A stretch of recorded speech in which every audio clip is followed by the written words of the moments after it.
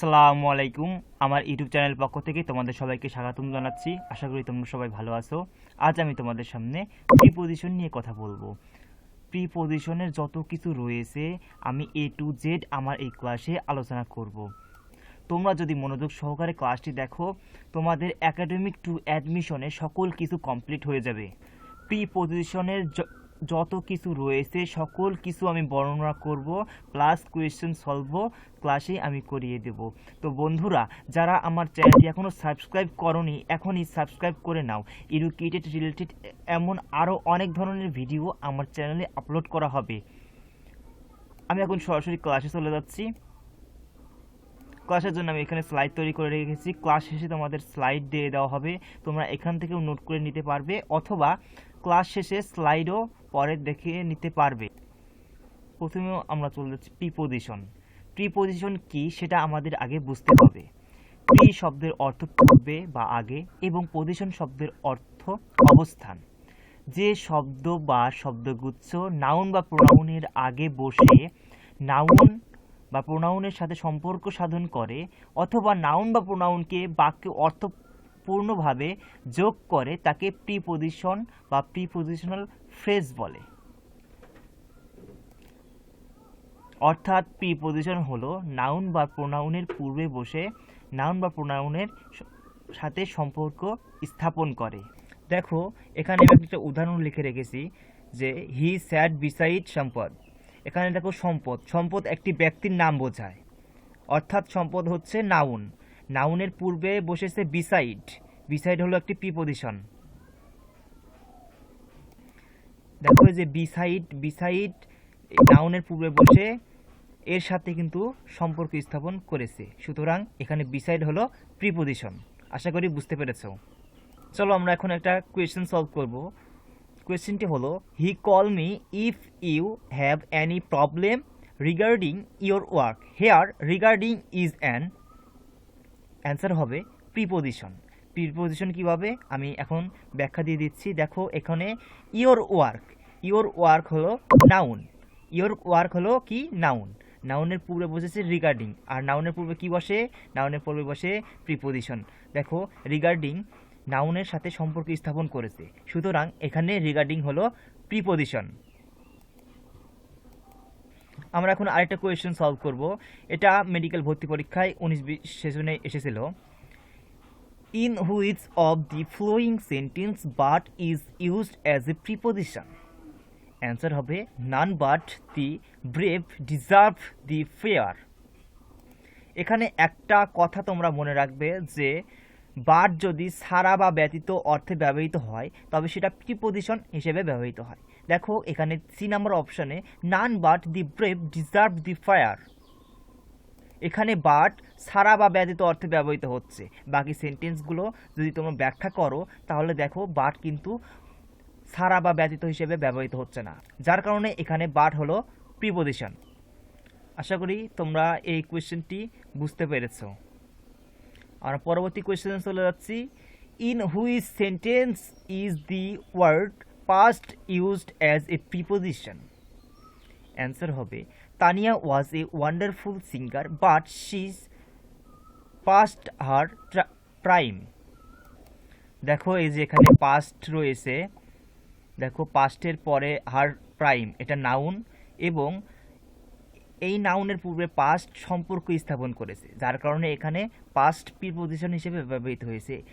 আর উপরের অপশনগুলো যেগুলো রয়েছে, দেখো পাস্ট কিন্তু হচ্ছে প্রিপোজিশন হিসেবে ব্যবহৃত হয়নি। দেখো, এখানে সবার শেষে পাস্ট চলে গেছে। সি নাম্বার অপশনে সবার শেষে পাস্ট চলে গেছে, এবং বি নাম্বার অপশন দেখো যে প্রথমে আর্টিকেল, তারপরে এসেছে পাস্ট, তারপরে উইদাউট। এখানে উইদাউট কিন্তু প্রিপোজিশন হিসেবে ব্যবহৃত হয়েছে, নট পাস্ট প্রিপোজিশন হিসেবে ব্যবহৃত হয়েছে। অনলি ডি নাম্বার অপশনে দেখো পাস্ট প্রিপোজিশন হিসেবে ব্যবহৃত হয়েছে। আশা করি তোমরা বুঝতে পেরেছো। চলো আমরা আরেকটি কোয়েশ্চেন সলভ করব। এটা হচ্ছে 39তম বিসিএসে আসা প্রশ্ন। There was a small reception following the wedding. The word following in the sentence above is an. Answer হবে এটা নাউন। ও সরি, এটা ভুল করে কোশ্চেনটা চলে এসেছে। তোমাদের যখন নাউন পড়াবো তখন তোমরা তখন এই বিষয় নিয়ে আমি বিস্তারিত আলোচনা করব। আমরা পরবর্তী কোয়েশ্চেন সলভে চলে যাচ্ছি। Which but is a preposition? Answer হবে what can we do but sit and wait. আমি এর আগে তোমাদের বলেছিলাম যে ছাড়া বা ব্যতীত অর্থে বাট প্রিপোজিশন হিসেবে ব্যবহৃত হয়। দেখো অনলি বি নাম্বার অপশনে বাট ছাড়া বা ব্যতীত অর্থে ব্যবহৃত হয়েছে, যার কারণে এখানে বাট হলো প্রিপোজিশন। এতক্ষণ আমি তোমাদের পরীক্ষাতে বা অ্যাডমিশনে কেমন ধরনের কোয়েশ্চেন আছে সেগুলো সলভ করালাম। এখন আমি মূল পড়াতে চলে যাচ্ছি। আসলে তোমাদেরকে ফিলিংসটা নেওয়ালাম যে অ্যাডমিশনে প্রশ্ন আসলে কেমন ধরনের প্রশ্ন আসতে পারে। এখন আমি চলে যাচ্ছি টাইপস অফ প্রিপোজিশন। প্রিপোজিশন দেখো বিভিন্ন ধরনের হয়ে থাকে। যেমন প্রথমে আমরা দেখতে পাচ্ছি যে সিম্পল প্রিপোজিশন, একটি ওয়ার্ড দ্বারা সিম্পল প্রিপোজিশন গঠিত হয়। যেমন after, against, at, by, for, from, in এগুলো। দেখো ডাবল প্রিপোজিশন, দুটি সিম্পল প্রিপোজিশন নিয়ে ডাবল প্রিপোজিশন নিয়ে গঠিত হয়। উদাহরণ দেখো into, onto, upon, towards, within এগুলো ডাবল প্রিপোজিশন। দেখো compound preposition, noun, adjective, adverb এর পূর্বে সিম্পল প্রিপোজিশন যুক্ত হয়ে কম্পাউন্ড প্রিপোজিশন হয়। যেমন one plus by plus out হয় about, on plus by plus up হয় অ্যাভব। এগুলো হচ্ছে সব কম্পাউন্ড প্রিপোজিশনের উদাহরণ। আমরা পরবর্তী নাম্বারে চলে যাচ্ছি। দেখো ফ্রেজ প্রিপোজিশন, একের অধিক প্রিপোজিশন নিয়ে গঠিত এবং একটি সিম্পল প্রিপোজিশন এর মতো কাজ করে। উদাহরণ হলো by dint of, in course of, in front of, instead of, in spite of, and account of, etcetera. এরপরে দেখো পার্টিসিপল প্রিপোজিশন, প্রেজেন্ট পার্টিসিপল ও পাস্ট পার্টিসিপল অথবা প্রিপোজিশনের কাজ করতে পারে তাকে পার্টিসিপল প্রিপোজিশন বলে। উদাহরণ হলো ভেরি, কনসার্নিং, এক্সপেক্টিং এগুলোই। এখন আমরা চলে যাচ্ছি ডিসগাইজড প্রিপোজিশন, কোনো প্রিপোজিশন সংক্ষিপ্ত আকারে বা অন্য কোনো রূপে ব্যবহৃত হলে তাকে ডিসগাইজড প্রিপোজিশন বলে। যেমন এখানে দেখো এ হান্টিং, এখানে এ অর্থ হচ্ছে অন, কিন্তু এখানে সংক্ষিপ্ত আকারে ব্যবহৃত হয়েছে। আবার দেখো যে ও ক্লক, ও ক্লকের এখানে দেখো ও বলতে কিন্তু অফ ব্যবহৃত হয়, বাট এখানে ও ক্লক ব্যবহৃত হয়েছে। এগুলো ডিসগাইজ প্রিপোজিশনের উদাহরণ। তো প্রিপোজিশনে যত প্রকারভেদ রয়েছে প্রকারভেদ আমরা পড়ে ফেললাম। আমি তোমাদের একাডেমিক টু অ্যাডমিশন পড়িয়ে দিচ্ছি, অর্থাৎ এই ক্লাসের মাধ্যমে কিন্তু তুমি একাডেমিক টু অ্যাডমিশন সকল কিছু কমপ্লিট হবে, যার কারণে আমি বিস্তারিত ডিটেলস তোমাদের পড়িয়ে দিচ্ছি। এখন আমি তোমাদের প্রিপোজিশন কোথায় কোথায় কীভাবে ব্যবহৃত হয় সেই বিষয়ে চলে যাব। দেখো যে এগুলো একাডেমিকের জন্য খুবই গুরুত্বপূর্ণ। তো আমরা কেসে এক চলে যাচ্ছি, মোশন প্রিপোজিশন। এই প্রিপোজিশনগুলো এক স্থান থেকে অন্য স্থানে গতিশীলতা বা মুভমেন্ট বোঝাতে ব্যবহৃত হয়। যেমন over, under, past, off, from, up, down, এবং across, through, round, between, against, behind, to, into, towards. পার বা হওয়ার গতি বোঝাতে over, under, past, across, through বসে। দেখো যে এক স্থান থেকে অন্য স্থানে গতিশীলতা বোঝাতে এই কয়টি প্রিপোজিশন ব্যবহৃত হয়, এবং পার হওয়া বোঝাতে বা গতি বোঝাতে এই কয়টি প্রিপোজিশন ব্যবহৃত হয়। চলো আমরা এখন সরাসরি ব্যবহার দেখে নিব। ওভার প্রিপোজিশনের ব্যবহার। Case 1, over as motion preposition, গতিশীলতা বোঝাতে ওভার ব্যবহৃত হয়। উপর দিয়ে না ছুঁয়ে, অর্থাৎ কোনো কিছু উপর দিয়ে যাবে কিন্তু ছুবে না, পার হওয়ার গতি বোঝাতে ওভার ব্যবহৃত হয়। ওভার প্রিপোজিশনটি দিয়ে দুটি বস্তুর কন্ট্যাক্ট বা স্পর্শ বোঝানো হয় না। যেমন উদাহরণস্বরূপ দেখো, মনে করো যে এটা একটা গার্ডেন, আর এটা হচ্ছে বার্ডটি অর্থাৎ পাখিটি গার্ডেনের উপর দিয়ে যাচ্ছে, গার্ডেনকে কিন্তু ছয়নি, উপর দিয়ে যাচ্ছে, না ছুঁয়ে যাচ্ছে। এই অর্থ বোঝাতে আমরা ওভার ব্যবহৃত করব। উদাহরণস্বরূপ দেখো এখানে আমি লিখে রেখেছি the bird flow over the garden, অথবা the cat jumped over the wall. অর্থাৎ না শুয়ে, দেখো বিড়ালটি না শুয়ে দেওয়াল অতিক্রম করেছে, যার কারণে আমি এখানে ওভার প্রিপোজিশন ব্যবহৃত করেছি। আবার the bird flew over the garden, গার্ডেনের উপর দিয়ে না শুয়ে কিন্তু পাখিটা উড়ে যাচ্ছে, যার কারণে আমি এখানে ওভার প্রিপোজিশন ব্যবহৃত করেছি। দেখো বন্ধুরা, এসএসসি অথবা এইচএসসি পরীক্ষাতে কিন্তু প্রিপোজিশনের কিছু গ্যাপ থাকে, তো এগুলো ফর্মুলা জানলে তুমি খুব সহজেই কোন গ্যাপে কোন প্রিপোজিশন বসবে খুব সহজেই কিন্তু আন্দাজ করতে পারবে। তো ওভারের ব্যবহার কমপ্লিট। আমরা পরবর্তীতে চলে যাচ্ছি। এখানে কেস 3তে ওভারের আরও কিছু ব্যবহার আমরা দেখে নিই। কোনো মাধ্যমে কথা বলা, যেমন সম্পদ টক ওভার ফোন, সম্পদ মুঠোফোনের মাধ্যমে কথা বলছিল, অর্থাৎ হচ্ছে মাধ্যম বোঝাতে, কোনো কিছু ব্যবহার করা বোঝাতে ওভার ব্যবহৃত হয়েছে এখানে। আবার 2 নাম্বার দেখো যে সমগ্র অর্থ বোঝাতে ওভার ব্যবহৃত হয়, যেমন English is spoken all over the world, সমগ্র বিশ্বে ইংরেজি বলা হয়, সমগ্র বোঝাতে এখানে ওভার প্রিপোজিশন ব্যবহৃত হয়েছে। আবার 3 নাম্বার কেসে দেখো যে বিপরীত বা অন্য পাশ বোঝাতে, যেমন I believe survive প্রিটিলি over the river. দেখো এখানে বিপরীত বা অন্য পাশ বোঝাতে ওভার ব্যবহৃত হয়েছে। এখন আমরা এক্সাম কোয়েশ্চেন সলভ। দেখো কোয়েশ্চেনে কি বলা হয়েছে যে Rizvi requested Rini dash telephone to attend the meeting. এখানে দেখো অ্যান্সার হবে ওভার, মাধ্যমে বোঝাচ্ছে যে টেলিফোনের মাধ্যমে কিন্তু কথা বলেছে, যার কারণে এখানে ওভার ব্যবহৃত হয়েছে। 2 নম্বর কোয়েশ্চেনও সেম, এরা 33তম বিসিএসে এসেছিল যে Nowrin will discuss the issue with Nasir over phone, ফোনের মাধ্যমে কিন্তু করেছে, যার কারণে এখানে প্রিপোজিশন হিসেবে ওভার ব্যবহৃত হয়েছে। এবার আমরা আন্ডার প্রিপোজিশনের ব্যবহার দেখব।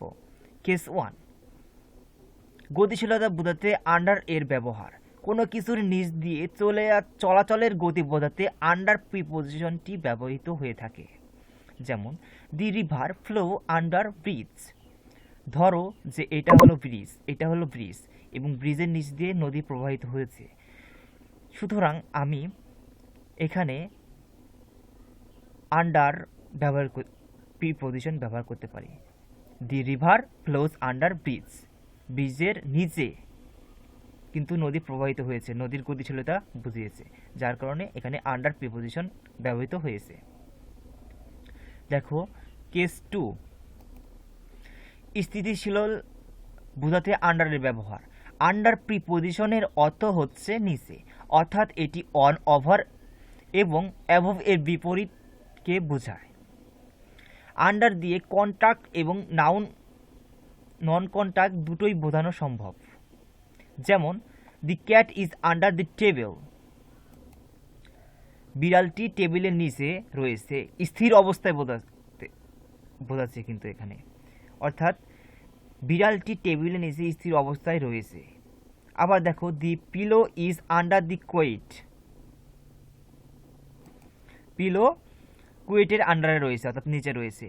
এখানে একটা উদাহরণ দেখো, সাপোজ ধরো এটা হলো বল এবং এটা হলো টেবিল, আমরা বলতে পারি দি বল আন্ডার দি টেবিল, বলটি টেবিলের নিচে স্থির অবস্থায় রয়েছে। তো বন্ধুরা এটা ক্লিয়ার। আমরা 3 নম্বর কেসে চলে যাচ্ছি। আন্ডারের আরও কিছু ব্যবহার, কোনো কিছুর নিচে বোঝাতে, যেমন I am sitting under the tree, আমি গাছের নিচে বসে আছি, অর্থাৎ নিচে বোঝাতে আন্ডার ব্যবহৃত হয়।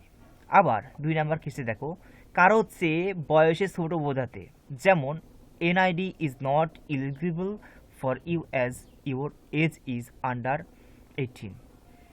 এখানে দেখো যে কারো চেয়ে বয়সে ছোট বুঝিয়েছে বাক্যে, যার কারণে এখানে প্রিপোজিশন হিসেবে আন্ডার ব্যবহৃত হয়েছে। এখন আমরা চলে যাব পাস্টের ব্যবহারে।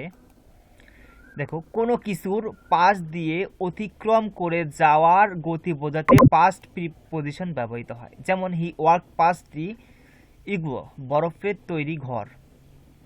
এখানে ইগলো বলতে বোঝানো হয়েছে বরফের তৈরি ঘর। He work past the igloo, সে বরফের তৈরি ঘরের পাশ দিয়ে হেঁটে যাচ্ছে, অতিক্রম করছিল। যার কারণে মানে যে পাশ দিয়ে অতিক্রম করেছে এটা বোঝানোর কারণে এখানে প্রিপোজিশন হিসেবে পাস্ট ব্যবহৃত হয়েছে। আশা করি তোমরা বুঝতে পেরেছো। দেখো অ্যাক্রস প্রিপোজিশন। এই প্রিপোজিশনটির অর্থ কোনো কিছুর এক প্রান্ত থেকে অন্য প্রান্ত। যেমন ধরো এটা হলো পৃথিবী, পৃথিবীর এই পাশে একটা স্যাটেলাইট লাগানো রয়েছে, এ পাশে একটা স্যাটেলাইট লাগানো রয়েছে। এই যে মধ্যবর্তী যে আড়াআড়ি যে দাগ সেটাই হলো অ্যাক্রস। এটা বোঝাতেই অ্যাক্রস প্রিপোজিশন ব্যবহৃত হয়। এখানে চলো বন্ধুরা আমরা এক্সাম্পল দেখে নিই। He worked across the field, সে মাঠ বরাবর হাঁটছিল। দে বোটেড অ্যাক্রস দি রিভার, তারা মাছ মানে নদীর একবারে আড়াআড়ি বরাবর নৌকা চালাচ্ছিল। আশা করি তোমরা বুঝতে পেরেছ। এখন আমরা চলো কিছু এক্সাম কোয়েশ্চেন সলভ করব। যেমন fill up the blank with correct option, pull to place peacefully dash the country. Answer হবে অ্যাক্রস। এখানে আড়াআড়ি বোঝানো হয়েছে, এক প্রান্ত থেকে অন্য প্রান্ত বোঝানো হয়েছে, যার কারণে এখানে অ্যাক্রস প্রিপোজিশন ব্যবহৃত হয়েছে। এইবার আমরা থ্রু প্রিপোজিশনে চলে যাব। কোনো কিছুর মধ্য দিয়ে, ভেতর দিয়ে অতিক্রম করা যাওয়ার গতি বোঝাতে থ্রু প্রিপোজিশনটি ব্যবহার করা হয়। ধরো এটা হচ্ছে একটা কোনো ডেস্টিনেশন অথবা একটা গুহার মধ্য দিয়ে মানুষ হেঁটে যাচ্ছে। তো এগুলো অর্থে আমরা থ্রু প্রিপোজিশন ব্যবহৃত করতে পারি। আমরা এক্সাম্পল চলে যাচ্ছি। যেমন he walk through the forest, সে বনের মধ্য দিয়ে অতিক্রম করছিল। যে মধ্য দিয়ে বা ভিতরে অর্থ বোঝাতে এখানে থ্রু প্রিপোজিশনটি ব্যবহৃত হয়েছে। আবার we pass through the crowd, এখানেও মধ্য বা ভেতর বোঝানো হয়েছে, যার কারণে আমরা থ্রু প্রিপোজিশন হিসেবে ব্যবহৃত করেছি। থ্রু এর আরও কিছু ব্যবহার আমরা দেখে নেব, যে কারণ বা ফলাফল বোঝাতে ব্যবহৃত হয়। যেমন he came here through much hardship, সে কঠোর পরিশ্রমের কারণে বা দ্বারা এখানে এসেছে। কারণ বা ফলাফল বুঝিয়েছে, যার কারণে এখানে থ্রু ব্যবহৃত করা হয়েছে। মাধ্যমে বোঝাতে, I know through news paper, আমি এটি সংবাদপত্রে জেনেছি। কিসের মাধ্যমে জেনেছি? সংবাদপত্রের মাধ্যমে জেনেছি। মাধ্যম বুঝিয়েছে, যার কারণে এখানে থ্রু প্রিপোজিশন ব্যবহৃত হয়েছে। আশা করি তোমরা বুঝতে পেরেছ। তো চলো এখন আমরা একটা এক্সাম কোয়েশ্চেন সলভ করব। The thieves broken the window and climbed dash it. Answer হবে থ্রু। এখানে মাধ্যম বোঝানো হয়েছে, যার কারণে থ্রু ব্যবহৃত হয়েছে। আমরা 2 নম্বর কোয়েশ্চেন চলে যাচ্ছি। The view dash the open window is very pretty. Answer হবে থ্রু। এখানে যেহেতু কারণ বোঝানো হয়েছে, যার কারণে এখানে থ্রু ব্যবহৃত হয়েছে। দেখো আরেকটা কোয়েশ্চেন। দি ওল্ড ডিসকানেক্ট হওয়ার কারণে একটু ভিডিওতে প্রবলেম হয়েছিল। তো বন্ধুরা আমরা আবার শুরু করছি কোয়েশ্চেন সলভের মাধ্যমে। দেখো কোয়েশ্চেনে কি বলা হয়েছে, the old red goes dash the village. Answer হবে থ্রু।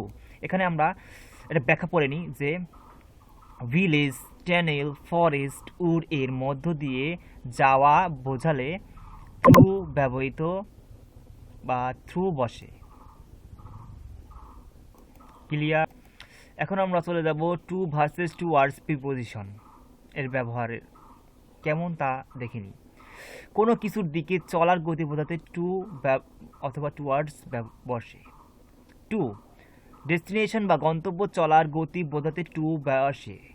যেমন the train runs from Rangpur to Dhaka. এখানে দেখো যে গন্তব্য বা ডেস্টিনেশন বুঝিয়েছে, ডেস্টিনেশন হলো ঢাকা, যার কারণে এখানে টু প্রিপোজিশন ব্যবহৃত হয়েছে। এখানে টু ব্যবহার করে ট্রেন এর ডেস্টিনেশন নির্দেশ করা হয়েছে। আমি তো বললামই, তাও এখানে লিখে রেখেছি। আবার দেখো শি ওয়েন্ট টু ঢাকা, এটাও ডেস্টিনেশন বুঝিয়েছে, যার কারণে এখানে টু প্রিপোজিশন হিসেবে ব্যবহৃত হয়েছে। এখন আমরা দেখব টুয়ার্ডস। কোনো নির্দিষ্ট ডাইরেকশন এ চলার গতি বোঝাতে টুয়ার্ডস ব্যবহৃত হয়। যেমন ধরো এটা হলো আমার ডেস্টিনেশন এবং এটার দিক ধরেই আমি চলবো, এই অর্থ বোঝাতে টুয়ার্ডস ব্যবহৃত হয়। একবারে সরাসরি যে ডাইরেকশন বোঝাতে টুয়ার্ডস ব্যবহৃত হয়। যেমন দেখো the bird is flying towards the sun, যে পাখিটি দেখো সূর্যের দিকে উড়ছে, একটা নির্দিষ্ট ডিরেকশন বোঝাচ্ছে, যার কারণে এখানে প্রিপোজিশন হিসেবে টুয়ার্ডস ব্যবহৃত হয়েছে। আবার দেখো the plane is flying towards the mountains, যে মাউন্টেন্সের দিকে কিন্তু প্লেনটি উড়ে যাচ্ছে, একবার ডাইরেকশন বুঝিয়েছে, যার কারণে এখানে টুয়ার্ডস প্রিপোজিশন হিসেবে ব্যবহৃত হয়েছে। এখন আমরা চলে যাব আপ প্রিপোজিশনে। দেখো কোনো কিছুর উপর দিকে চলার গতি বোঝাতে আপ প্রিপোজিশনটি ব্যবহৃত হয়। এই গতি হতে পারে ভার্টিক্যাল খাড়া কিংবা স্ট্রেইনিং বা তির্যক। সাপোজ ধরো এটা হলো একটি ওয়াল, এই আড়াআড়ি যাবে, একজন লোক আড়াআড়ি এভাবে যাবে, তো সেই খাড়া গতি বোঝাতে আপ ব্যবহৃত হয়। অথবা একজন মনে করো এখানে মানুষ রয়েছে, এটা হলো গাছ, মানুষটি সরাসরি গাছে আড়াআড়িভাবে উঠবে, উপরের দিকে গতি বোঝাচ্ছে, সেই অর্থে আপ ব্যবহৃত হয়। অথবা ধরো এটা হলো একটা পাহাড়, এখন লোকজন পাহাড়টি তির্যকভাবে উঠবে, এইভাবে উঠবে, তো সেই অর্থেও আপ প্রিপোজিশন ব্যবহৃত হয়। তো বন্ধুরা আমরা এখন উদাহরণ দেখে নিব। যেমন the boy is climb up the tree, যে বালকটি গাছে উঠছে। এখানে দেখো যে গতিটা মানে গতি বোঝাতে উপরের দিকে যে গতি বোঝাচ্ছে সেটা বোঝানো হয়েছে, যার কারণে এখানে আপ প্রিপোজিশন ব্যবহৃত হয়েছে। আবার দেখো he was walking up the stars, সে তারার দিকে যাচ্ছে, অর্থাৎ একটা গতি বুঝিয়েছে, যার কারণে এখানে আপ প্রিপোজিশন ব্যবহৃত হয়েছে। আপ এর আরও কিছু ব্যবহার আমরা দেখিনি। উঠা বোঝাতে আপ ব্যবহৃত হয়। যেমন I get up early in the morning, আমি সকালে ঘুম থেকে উঠি, উঠা বোঝানো হয়েছে, যার কারণে এখানে প্রিপোজিশন হিসেবে আপ ব্যবহৃত হয়েছে। আবার দেখো উপরে বোঝাতে আপ ব্যবহৃত হয়। যেমন put this book up on the top of the shelf, সেলফের উপরে বইগুলো রাখো, উপরে বোঝানো হয়েছে, যার কারণে এখানে প্রিপোজিশন হিসেবে আপ ব্যবহৃত করা হয়েছে। এখন আমরা দেখে নেব ডাউন প্রিপোজিশনের ব্যবহার। কোনো কিছুর নিচের দিকের চলার গতি বোঝাতে ডাউন বসে, এটি আপের বিপরীত প্রিপোজিশন। যেমন দেখো যে এটা একটা দেওয়াল থেকে কেউ নিচে নামবে বা কোনো বস্তু নিচে নামানো হবে, সেই অর্থে ডাউন প্রিপোজিশন ব্যবহৃত হয়। অথবা এই যে এটি একটি পাহাড় থেকে কোনো কিছু নিচে নামানো হবে, সেটা বোঝাতে ডাউন প্রিপোজিশন ব্যবহৃত হয়। যেমন এখানে একটা উদাহরণ আমি দিয়ে রেখেছি, the lizard move down the wall, lizard দেওয়াল থেকে নিচে নামছে, যেহেতু নিচের দিকে গতি বোঝাচ্ছে, যার কারণে এখানে ডাউন ব্যবহৃত হয়েছে। আবার she walk down the stars, যে সে তার থেকে নিচে মানে স্টার্সের থেকে নিচে নামছে, গতি বোঝাচ্ছে, অর্থাৎ পাহাড় থেকে যে নিচে নামছে সেটার গতি বোঝাচ্ছে, তাই এখানে ডাউন প্রিপোজিশন ব্যবহৃত হয়েছে। এগুলো এইচএসসি বা এসএসসি বলো যে প্রিপোজিশনের গ্যাপ ফিল আপ রয়েছে, সেটার জন্য খুবই গুরুত্বপূর্ণ। তো তোমরা মনোযোগ সহকারে এগুলো ব্যবহার দেখে নাও অথবা খাতায় নোট করে রেখে নাও। এখন আমরা অ্যাডমিশনের কোয়েশ্চেন সলভ করব।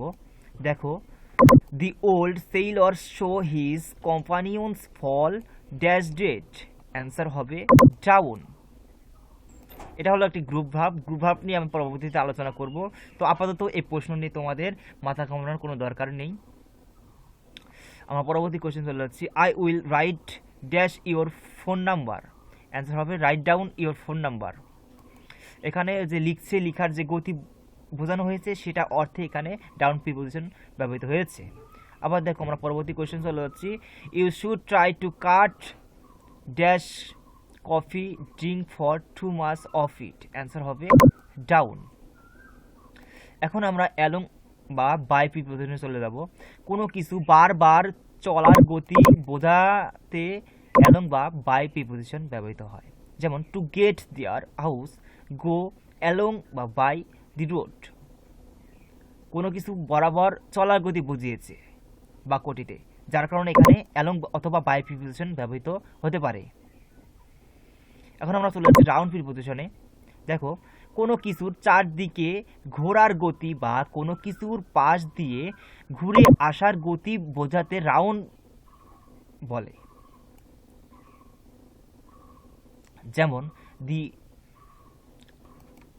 যেমন দি আর্থ গোজ রাউন্ড দি সান, পৃথিবী সূর্যের চারপাশে ঘুরছে। যেমন এই যে ডায়াগ্রাম, আমি ডায়াগ্রাম এখানে এঁকে দিয়েছি, তো এই অর্থে বোঝাতে এখানে প্রিপোজিশন হিসেবে রাউন্ড ব্যবহৃত হয়েছে। আবার দেখো, he worked round the room, সে রুমের চারপাশ দিয়ে মানে ঘুরছে, এই অর্থ বোঝাতে প্রিপোজিশন অর্থে এখানে রাউন্ড ব্যবহৃত হয়েছে। দেখো ডায়াগ্রাম 2 আমি এটা দিয়ে দিয়েছি। আমরা পরবর্তী প্রিপোজিশনে চলে যাচ্ছি, বিটুইন ভার্সেস অ্যামং। এই দুইটা প্রিপোজিশন এখন আমরা দেখব। দুটি জিনিসের মধ্যে সম্পর্ক বোঝাতে বিটুইন বসে। যেমন the river was visited run between two mountains. এখানে দেখো যে দুটি জিনিসের মধ্যে সম্পর্ক বুঝিয়েছে, দি রিভার এবং টু মাউন্টেন্স, যে টু মাউন্টেন্স দুটি জিনিসের মধ্যে সম্পর্ক বুঝিয়েছে, যার কারণে এখানে বিটুইন ব্যবহৃত হয়েছে। আবার you can choose between a new car and a holiday. এখানেও দেখো যে দুইটি জিনিসের মধ্যে, নিউ কার এবং হলিডে, দুটি জিনিসের মধ্যে সম্পর্ক বুঝিয়েছে, যার কারণে এখানে প্রিপোজিশন হিসেবে বিটুইন ব্যবহৃত হয়েছে। আবার তিন বা ততোধিক এর মাঝে সম্পর্ক বোঝাতে এবং ব্যবহৃত হয়। দুয়ের মাঝে জিনিস মানে দুয়ের মধ্যে যদি বোঝায় সেই ক্ষেত্রে বিটুইন ব্যবহৃত হবে, এবং দুয়ের যদি অধিক বোঝায়, তিন বা ততোধিক বোঝায়, সেক্ষেত্রে আমরা এবং ব্যবহার করব। যেমন দি ক্যাট ইজ হিন্ডিং অ্যামং দি বাসেস। দেখো এখানে তিনের অধিক বুঝিয়েছে, দুইয়ের অধিক বুঝেছি, সেক্ষেত্রে আমরা এমন ব্যবহৃত করতে পারি। কিন্তু এখানে যদি দুইটি বোঝাতো তাহলে আমরা সেক্ষেত্রে বিটুইন ব্যবহার করতাম। এটা কিন্তু অ্যাডমিশনের জন্য খুবই গুরুত্বপূর্ণ, অ্যাডমিশন টু একাডেমিকের জন্য খুবই গুরুত্বপূর্ণ। এই প্রিপোজিশনের ব্যবহার থেকে অনেক অনেক অনেক প্রশ্ন আসে। তো বন্ধুরা, এটা তোমরা গুরুত্ব সহকারে দেখে নাও। দেখো আবার উদাহরণ দেখো যে lack of sleep is a common problem among teenagers. এখানে দুইয়ের অধিক বুঝিয়েছে, যার কারণে এখানে অ্যামং প্রিপোজিশন ব্যবহৃত হয়েছে। এখন আমরা কোয়েশ্চেন সলভ করবো। দেখো, he divided the money dash the two children. এখানে দুইটি জিনিসের মধ্যেও বুঝিয়েছি, যার কারণে আমরা সহজেই এখানে বিটুইন বসিয়ে দেবো, বিটুইন বসালেই অ্যান্সার হয়ে যাবে। আবার দেখো, among is a preposition that is used when dash people are involve are than two. তো অ্যান্সার হবে এইটা, যে দুইয়ের অধিক বোঝালেই আমরা এমন প্রিপোজিশন ব্যবহৃত করব। আবার দেখো পরবর্তী question, can you tell the difference dash butter and margarine. দেখো এখানে দুইটি বস্তু বুঝিয়েছে, যার কারণে এখানে বিটুইন প্রিপোজিশন ব্যবহৃত হয়েছে। আবার দেখো, he was happy to be dash friends. এখানে দুইয়ের অধিক বুঝিয়েছে, যার কারণে অ্যান্সার হবে অ্যামং।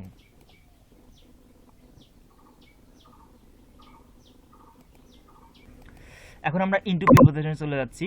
দেখো, কোনো কিছুর মধ্য বা ভেতরের দিকে কোনো ব্যক্তি বা বস্তুর গতি বোঝাতে ইনটু বসে। যেমন এক্সাম্পল হিসেবে এখানে দেখে নাও, we will help you move your table into your room. এখানে কিন্তু কোনো কিছুর ভেতরে গতি বোঝাচ্ছে, যার কারণে এখানে ইনটু ব্যবহৃত হয়েছে। আবার I poured same tea into the cup.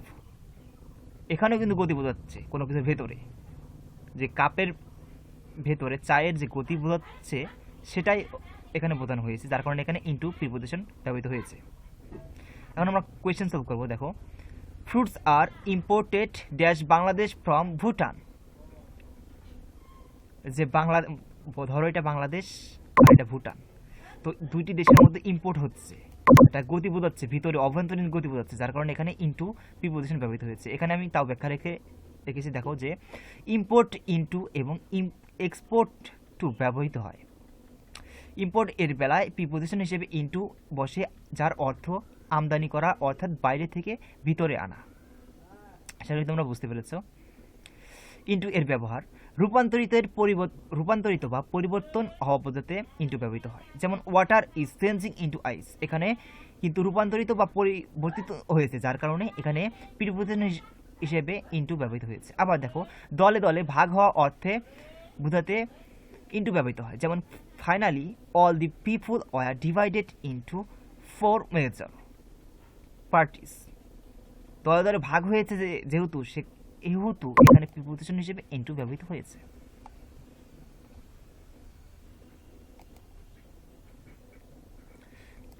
তো বন্ধুরা, আজ এই পর্যন্তই ছিল। আশা করি ক্লাসটি তোমাদের সবার ভালো লেগেছে। আমি ব্যাখ্যার পাশাপাশি কিন্তু সকল প্রশ্নও সলভ করে দিয়েছি, যে অ্যাডমিশনে কোন ধরনের প্রশ্ন আসতে পারে। ক্লাস কিন্তু শেষ হয়নি, এটা ছিল পার্ট 1। আমি সব কিছুই বিস্তারিত পড়িয়ে দেব এর পরের ক্লাসে, যেহেতু আজ সময় নেই। আর যতদূর পেরেছি ততটুকুই আমি শিখিয়েছি তোমার। পরের ক্লাসে সব কিছু কমপ্লিট করে দেব ইনশাআল্লাহ। ততক্ষণ পর্যন্ত আমার পাশেই থাকো এবং আমার চ্যানেলটি সাবস্ক্রাইব করে রাখো। তোমাদের সবার জন্য শুভকামনা করে এখানে শেষ করে রাখছি। আসসালামু আলাইকুম।